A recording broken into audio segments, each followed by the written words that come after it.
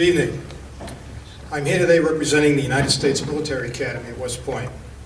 I'm a former Army officer, a parent of 2 cadets, and I also serve as West Point admissions representative for several congressional districts in New Jersey. I'd like to start with what the mission of West Point is.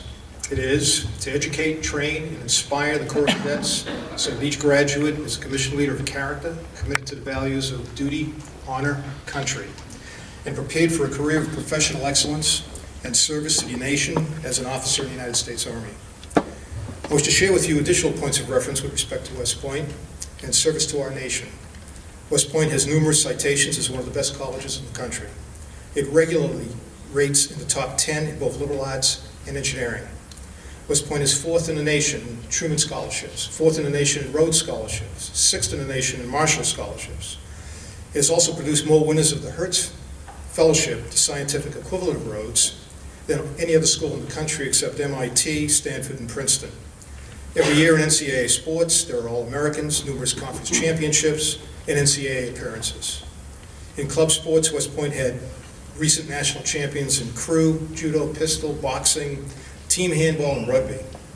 Out of 64,000 candidate expressions of interest in West Point, 16,000 actually follow through with the application.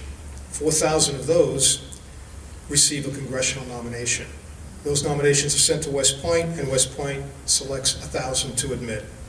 It is a very competitive appointment based on a rigorous process requiring affirmation of medical, physical, and academic qualifications. West Point prepares for the future. So what are the responsibilities after graduation?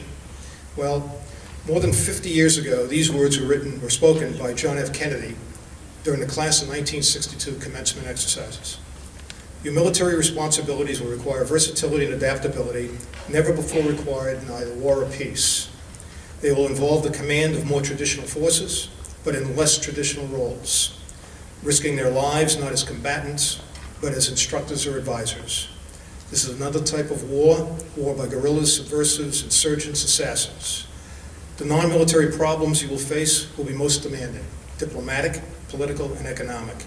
You will serve as advisors to foreign governments. You will need to give orders in different tongues. Your posture and performance will provide the local population with the only evidence of what our country is really like. You will have one satisfaction, however difficult your days may be. When asked by the President of the United States or by any other American what you are doing for your country, no man's answers will be clearer than your own.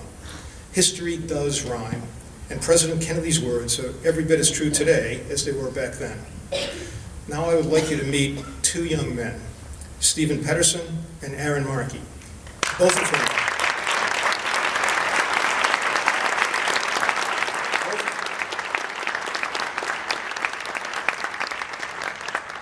whom are stepping up to accept the great challenges of the West Point mission and beyond.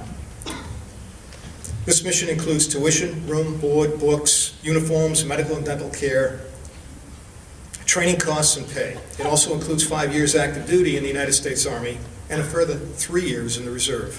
It is a 47-month odyssey with an academic, military, and physical program second to none. Those who are accepted to West Point will spend these glorious 47 months in a beautiful, historic, and most certainly demanding place. It is unquestionably the world's premier leadership institution, a place that educated such leaders as Eisenhower, MacArthur, Grant, Lee, Patton, and Schwarzkopf, to name a few.